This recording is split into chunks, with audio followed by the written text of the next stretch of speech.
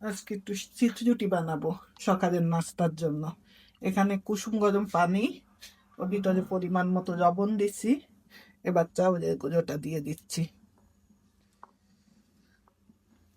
খুব পাতলা করে এই গুঁড়াটা করতে হবে। একটু যদি ঘন হয়ে যায় গুঁড়াটা, তাহলে চিটরুটি কিন্তু মোটা হয়ে যাবে। আর পাতলা করে চিটরুটিটা বেশ কাগজের মতো পাতলা হয়।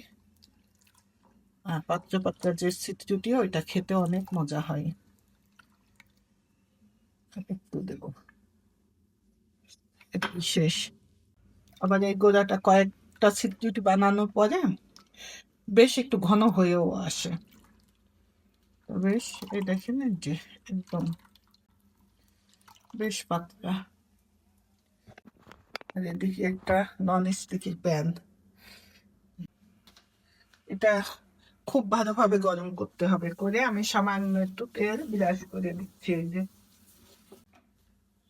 প্যানটা খুব ভালোভাবে গরম করতে হবে, তাহলে চিটরুটিটা বা উঠবে না। বিসমিল্লাহ।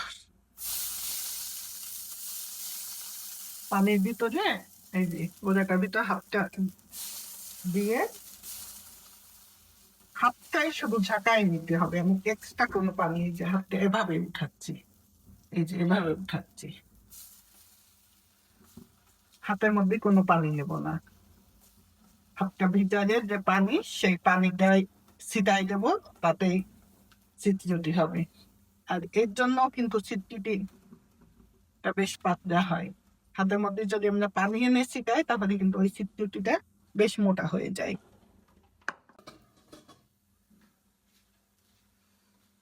এই যে দেখেন, চারিপাশ থেকে কিন্তু নিজেই ছুটে আসছে।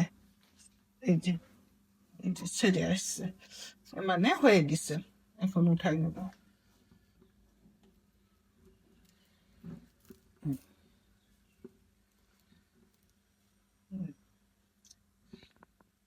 অনেক পাতলা হয়েছে কিন্তু। এই যে দেখেন কতটা পাতলা, যে আমার হাত দেখা যাচ্ছে। চিটরুটি ছিটানোর উপরেও কিন্তু নির্ভর করে যে কতটা পাতলা বা মোটা হবে।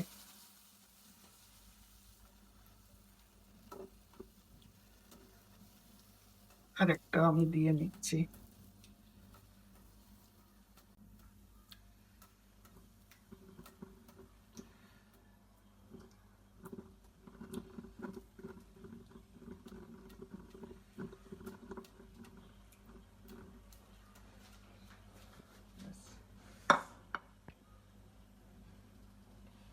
চিটরুটি চিটরুটিটা গ্যাসের চুলোর থেকে মাটির চুলোতে বেশি সুন্দর হয়।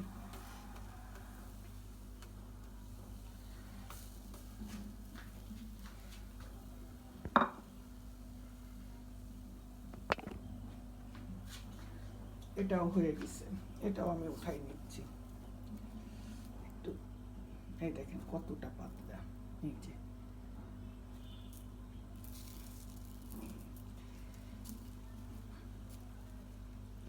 তো এই তো, এই ছিল আমার আজকের চিটরুটি বানানোর ভিডিও।